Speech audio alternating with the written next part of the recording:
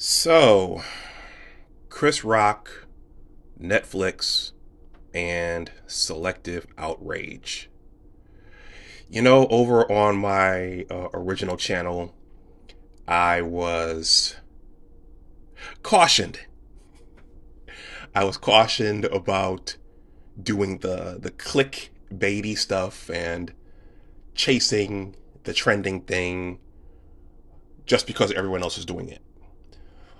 Well, and I took that advice and that I took that cautioning to heart. And over on my first channel, I I'm trying to keep things more about thinking and scholarship, and I wanted to make that a thought center. But this channel is dedicated to entertainment and media, so this type of thing is fair game. So I just wanted to come on and give a few words on this Chris Rock, Netflix, Selective Outrage, Will, and Jada thing. It might not be the commentary that everyone else is giving. It might not be the commentary that you expect, but it's my commentary. So I jotted down some points here. We sat down, me and some relatives sat down and watched it over the weekend. We just had seen Creed earlier, and I have a review for that coming up really, really soon. And we went to a comedy show, so late at night, I was a little drained, and lo and behold, it was on Netflix, so we watched it. Most of it. I did kind of nod in the middle of it, but I did catch the beginning and I did catch the the photo finish, the fiery ending. So I thought that the title was appropriate for what's going on today in the world. Today, things are just bizarre. Our country is very, very sensitive. It's just, well, the best way I could describe it is that we're just living through a bizarre time with uh, things that are happening, and with what you can say and what you can't say, and who you're offending and potentially who you potentially may be offending. And it's been recently talked about that comedians, by nature, they have to have the ability to say what they think and say what's on their mind.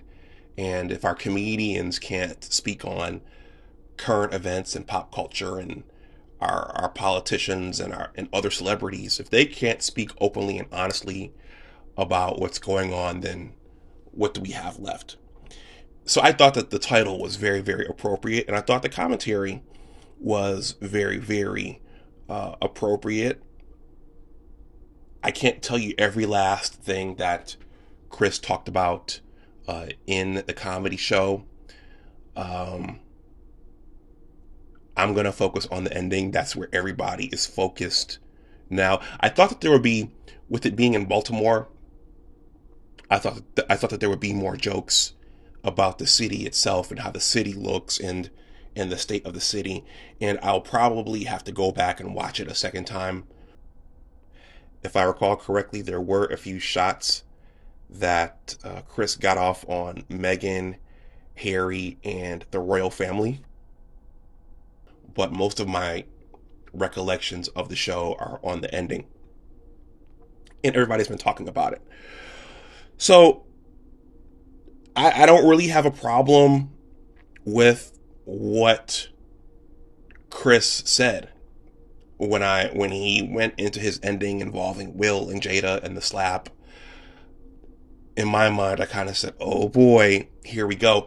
But also keep in mind, if you think that was outrageous, think back to the mid 1990s when the football player for the Carolina Panthers, Ray Caruth.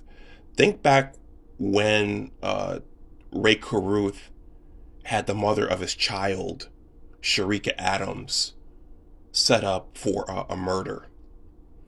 Chris Rock made a joke about Sharika Adams being murdered, And I remember when Chris Rock made that joke and about Ray Caruth and about O.J. Simpson, back then I was thinking, wow, he's joking about this. So that's Chris's thing. He always treads the line there. He always pushes things out to the boundaries of what is acceptable and even beyond, and what's nice and what's gracious, and that's his thing. That's what he does. So I didn't really have a problem with what he said. It's interesting looking at social media, the reactions to it. Someone in my Facebook circle just created a simple meme that said "fuck Chris Rock." So there were a lot of women who were angry that he went back there and took shots at the Smiths and what Will did and what Jada did that may have led Will to do what he did. So that was one meme that I saw on Facebook. I saw something else interesting on Twitter that someone posted. I'm going to leave her anonymous, but she posted, remember Chris Rock punched down on Jada over her alopecia condition? All the deflecting he is doing, bringing up entanglements, is gaslighting. He knows that the world hates a black woman with sexual agency, so he has to make that the topic, not how he violated and humiliated her. I thought this tweet was interesting. It wasn't surprising based upon who created the tweet. She hangs out on the left side of the spectrum, but I was surprised that, well, I wasn't surprised. What I was surprised at were the people in her mentions. There were numerous people in her mentions who said, you know what, I usually rock with you. I'm usually coming down where you're coming down, but I don't agree with you on this. You're wrong. This is not accurate. This is not, you're wrong on this one. I was surprised to see those reactions in her mentions from a lot of her diehard followers, which is encouraging in a way because it shows that people are thinking and they're not just blindly following the influencer and the content creator. So I want to applaud those people in her mentions. Someone else I follow on Twitter, she sighed and tweeted, "Can y'all wrap this up today? Thanks, LOL." She screenshotted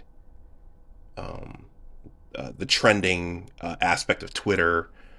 For Will and Jada, there were 46,500 tweets. And for Will Smith himself, there were 112,000 tweets.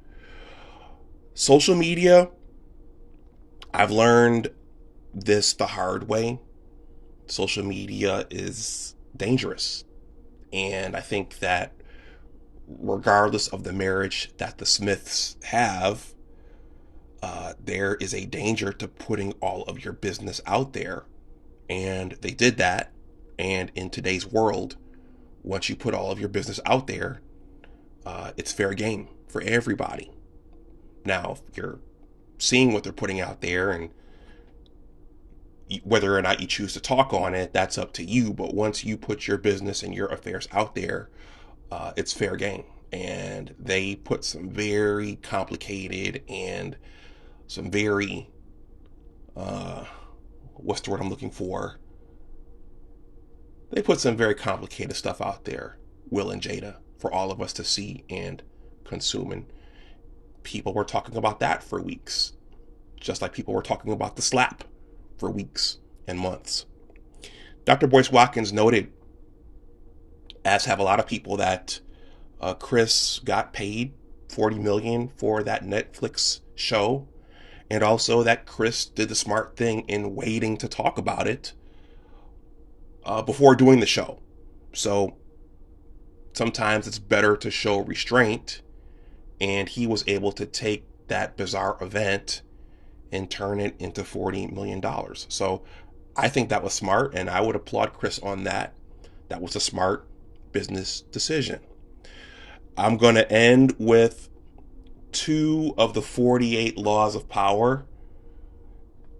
I think I created something on the Slap over a year ago. I took it down after that recommendation was made to me. But when I think about what Will did, apparently Will's career hasn't entirely recovered from that.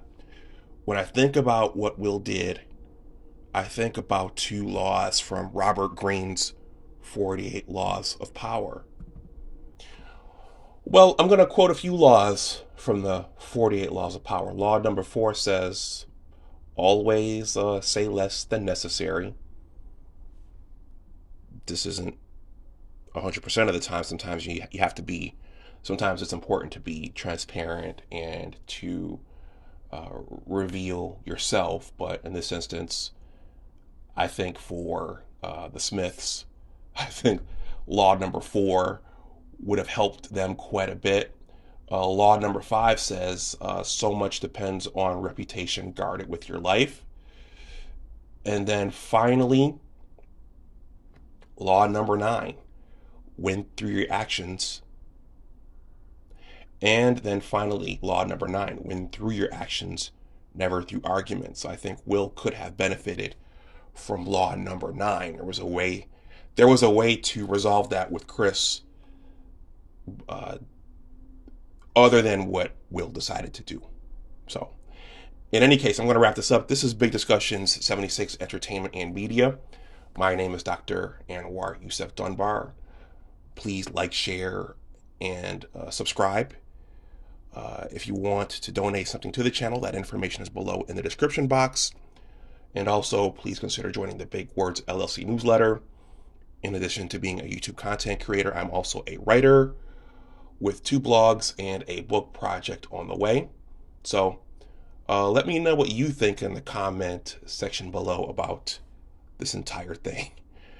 All right, everyone. As always, remember that your attitude determines your altitude, and always try to do your best. Take care, and I will talk to you the next time. Bye-bye.